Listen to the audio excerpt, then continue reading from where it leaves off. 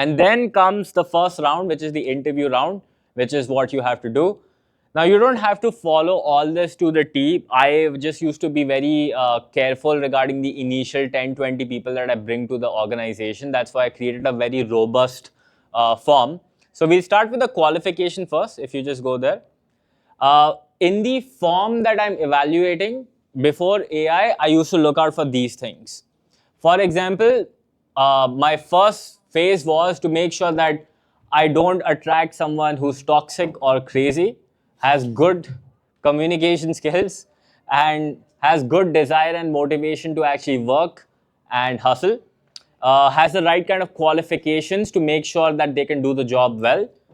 They have valid history. They haven't like just hopped jobs to job, right? They have the relevant experience. They match our values, right? And of course, that they have the stories and patterns that I'm looking for. For example, when they answer those questions, I could read snippets from there in order to understand, how does their background, look like, and how exactly they will contribute further to UAbility. Some red flags that we look out for example, when I'm looking at their CV or reading their questionnaire or the answers, they haven't mentioned past failures. They exaggerate their answers a bit. They take credit for work of other people, right? They speak poorly about their poor bosses. That, oh, I decide to leave because my boss was an idiot or something, right? Usually those people will cause a lot of drama. People who cannot explain job moves, family is unsupportive, more interested in money than the benefits of the job, too hard to look like an expert, and they are very self-absorbed, right? This is something that we look for as red flags. Now, this is what I'm evaluating in the questionnaire that I'm reading, but still, if I'm not able to get these answers, a lot of times you might not be able to get these. That's when I invite them to the first round, which is, can we just go to that tab? So over here, what I will do is then I will start interviewing that person that I think is qualified one by one. So I would, as you can see in C tab over here, I've written the name of a person I'm interviewing. In D tab, I will write another name. And then in E tab, I will write another name. And then I would start giving each person a rating on a scale of 1 to 10 for each question that I'm asking them. Just to give you an example, let's look at first question is like, we just do a little bit of intro. Then the first question would be, what have you done to actually prepare for this interview? Right? Do you know about our company? Did you even read the website? Did you even do the efforts of Googling us or going through our Insta or whatever? If somebody is like not prepared, I would probably give them like a lower score between 1, 2, 3 or whatever.